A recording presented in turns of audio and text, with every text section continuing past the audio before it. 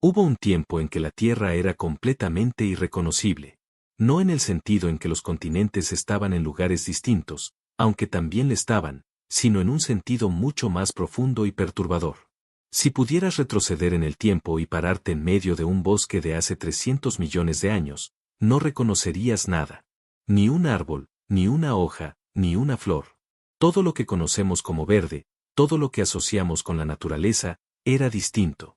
Y algunas de las formas que tomó la vida vegetal en esa época eran tan extrañas, tan radicalmente diferentes de cualquier cosa que existe hoy, que los primeros científicos que estudiaron sus fósiles dudaron de estar mirando plantas en absoluto. Esta es la historia de las plantas más extraordinarias que jamás existieron. No las más bellas ni las más útiles. Las más extrañas. Las que rompieron las reglas. Las que evolucionaron de maneras que la naturaleza nunca volvió a intentar. Y que desaparecieron llevándose consigo mundos enteros. Empecemos por el principio. No el principio de la vida, sino el principio de las plantas terrestres. Durante miles de millones de años, la vida vegetal existió únicamente en el agua.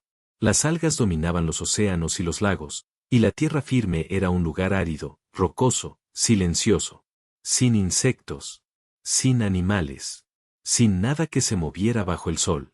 Y entonces, hace aproximadamente 500 millones de años, algo cambió. Las primeras plantas comenzaron a colonizar la tierra. Pero no se parecían en nada a lo que imaginas cuando piensas en una planta.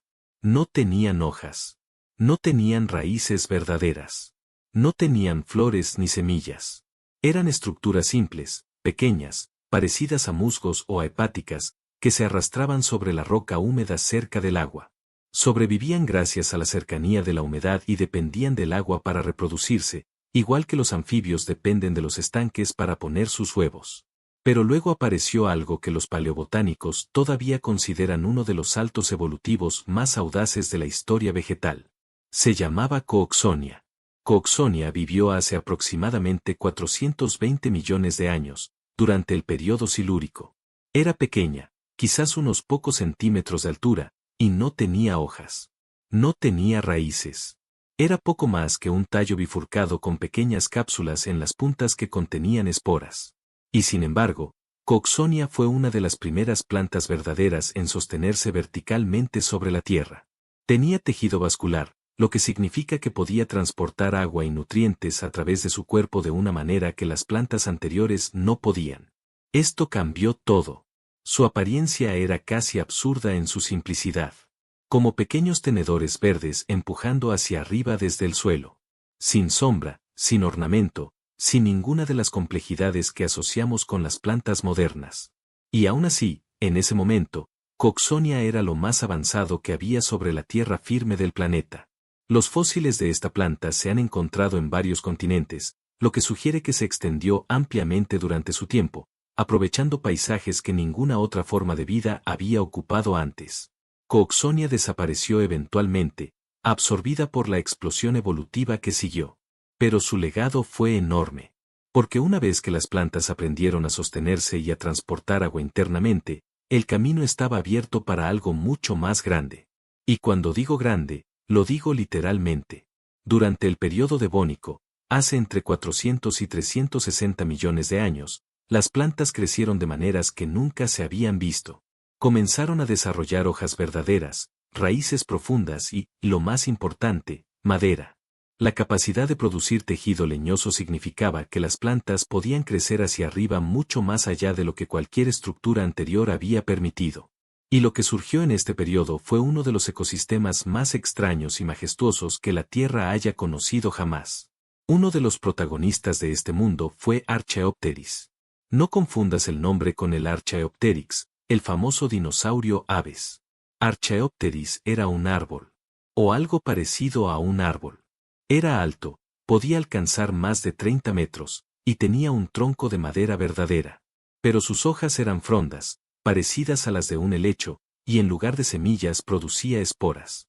Era, en esencia, un árbol que en realidad no era un árbol. Una mezcla evolutiva de características antiguas y modernas que no cuadra con ninguna categoría que usemos hoy. Archaeopteryx cubrió vastas áreas del planeta durante millones de años. Los científicos creen que formó los primeros bosques verdaderos del mundo, bosques que no solo transformaron el paisaje sino también la atmósfera. Las raíces profundas de Archaeopteris aceleraron la descomposición de las rocas, liberando minerales hacia los ríos y alterando la química del océano. Sus hojas caídas y su madera acumulada crearon suelos ricos por primera vez en la historia del planeta. Y sus masas forestales absorbieron tanto dióxido de carbono que algunos investigadores asocian su expansión con un enfriamiento global significativo que marcó el fin del período devónico. Y entonces llegó la extinción masiva del Devónico tardío, uno de los peores eventos de extinción en la historia de la Tierra. Archaeopteris no sobrevivió. Los bosques que había construido colapsaron. Y el mundo tuvo que empezar de nuevo. Pero la vida vegetal no tardó en regresar. Y lo que regresó fue todavía más extraño. El período carbonífero, que abarca desde hace aproximadamente 360 hasta 290 millones de años, es conocido principalmente por una cosa: carbón. El carbón que impulsa buena parte de la industria humana es, literalmente, la materia comprimida de las plantas que vivieron en este periodo. Pero para entender qué tipo de plantas eran, necesitas borrar cualquier imagen que tengas de un bosque moderno y reemplazarla con algo mucho más extraño. Imagina una ciénaga caliente y neblinosa cerca del Ecuador. El suelo está saturado de agua. El calor es constante. Y lo que crece a tu alrededor no son pinos ni robles ni palmeras. Son árboles que parecen diseñados por alguien que nunca había visto un árbol de verdad. Los lepidodendron eran uno de los árboles más abundantes de este mundo. Podían alcanzar los 40 o 50 metros de altura, con troncos que se bifurcaban en la parte superior en un patrón de horquillas simétricas. Pero su característica más llamativa era la corteza. Estaba cubierta de cicatrices en forma de diamante, dispuestas en patrones perfectos que recorrían el tronco desde la base hasta la copa. Estas cicatrices eran los puntos donde habían caído las hojas, y su patrón geométrico era tan regular, tan casi matemático, que los primeros fósiles de corteza del lepidodendron se confundieron con piel de reptil. No era madera en el sentido moderno. El interior del tronco era principalmente tejido blando, con una fina capa exterior de material más duro. Esto los hacía frágiles para su tamaño, y los científicos creen que muchos de estos árboles simplemente se desplomaban cuando morían, acumulándose en las ciénagas y comenzando el largo proceso de fosilización que eventualmente los convertiría en carbón. Los lepidodendron no producían semillas en el sentido convencional. Se reproducían mediante esporas enormes, y su ciclo de vida era extrañamente corto para organismos de ese tamaño. Muchos científicos creen que eran monocárpicos, es decir, que crecían rápido, se reproducían una sola vez al final de su vida, y luego morían. Como una planta anual gigante de 40 metros de altura. Junto a los lepidodendron crecían los sigillaria, primos cercanos con troncos menos ramificados y cicatrices en la corteza de forma ovalada. Y entre ellos se erguían los calamites, parientes extintos de las actuales colas de caballo, que podían alcanzar los 20 metros de altura. Las colas de caballo modernas son plantas pequeñas y discretas que apenas superan el metro. Sus antepasados carboníferos dominaban el dosel del bosque. Este mundo de ciénagas forestales era húmedo, cálido y rebosante de vida. Y produjo una cantidad extraordinaria de biomasa vegetal. Cuando esas plantas morían y caían al agua estancada, la falta de oxígeno y la escasez de bacterias capaces de descomponer la lignina, el compuesto que da rigidez a la madera, significaba que la materia orgánica se acumulaba en lugar de descomponerse, capa sobre capa, durante millones de años.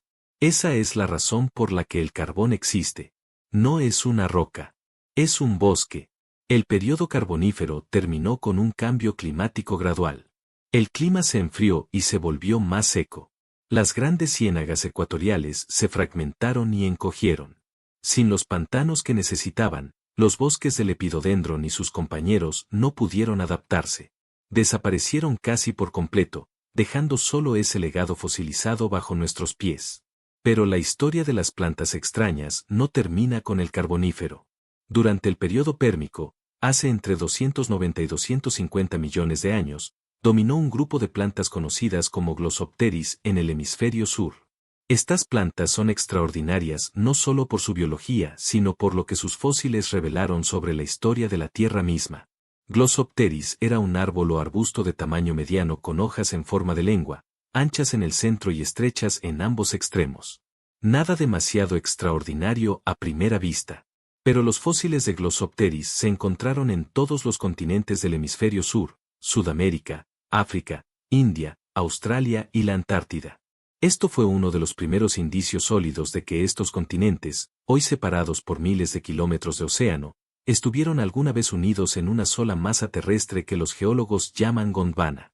Glossopteris prosperó durante millones de años, formando grandes bosques en latitudes altas donde los inviernos eran oscuros y fríos.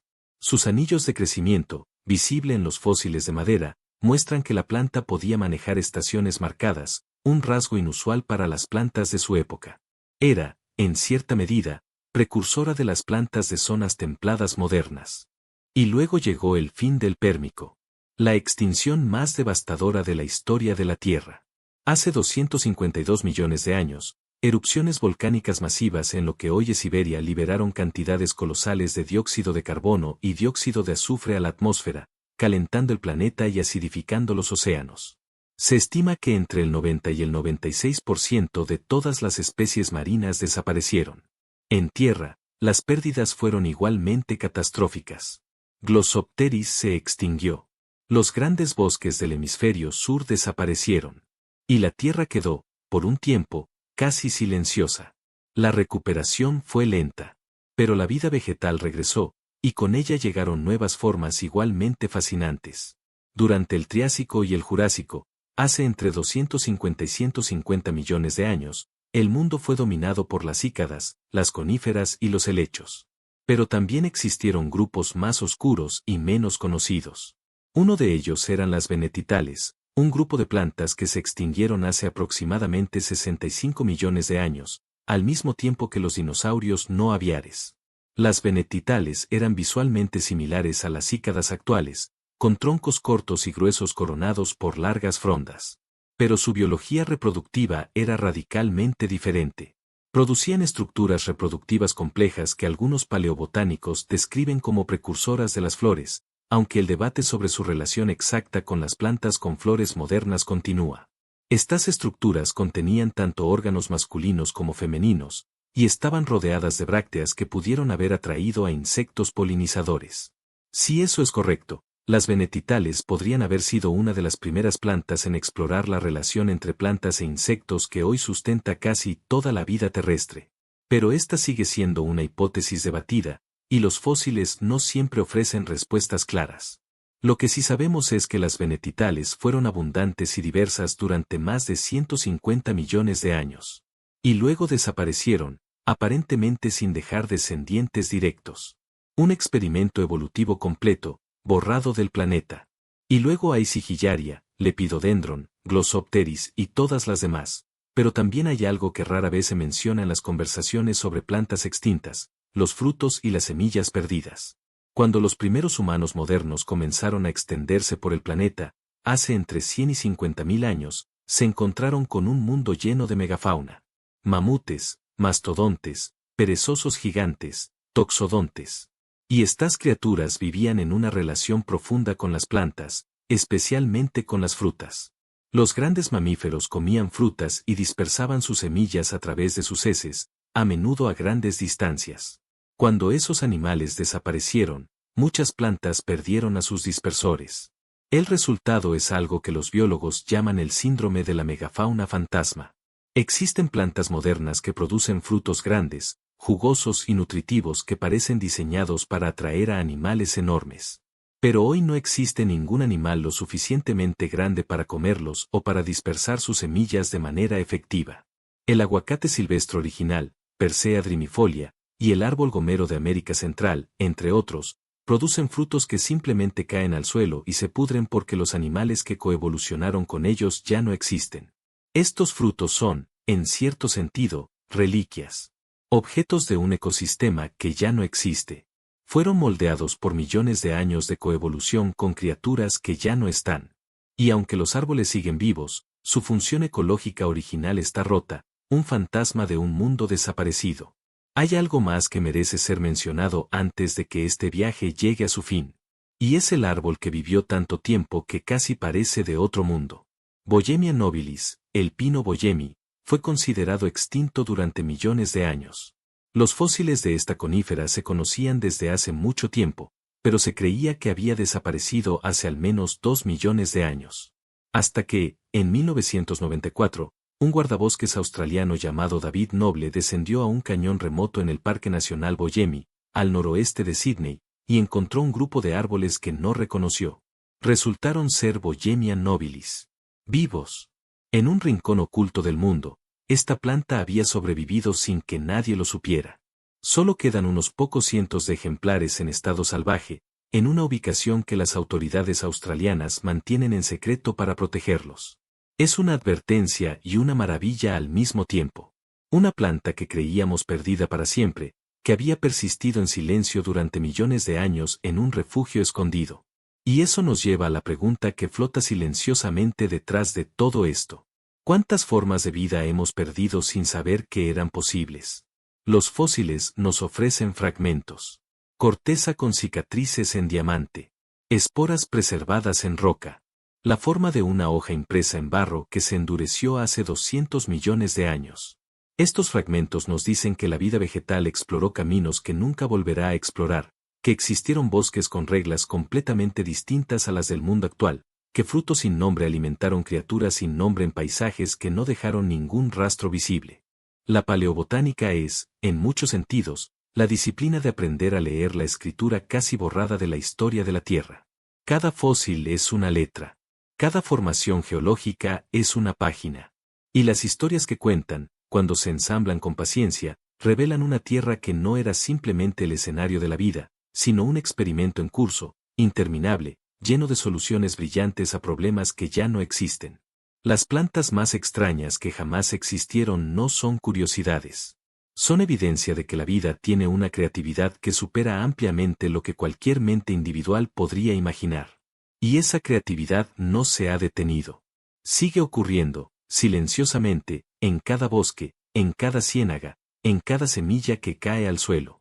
Lo que hoy nos parece normal, dentro de 100 millones de años podría parecer tan extraño como un lepidodendron de 50 metros con corteza de diamante. El mundo que conocemos es solo un momento.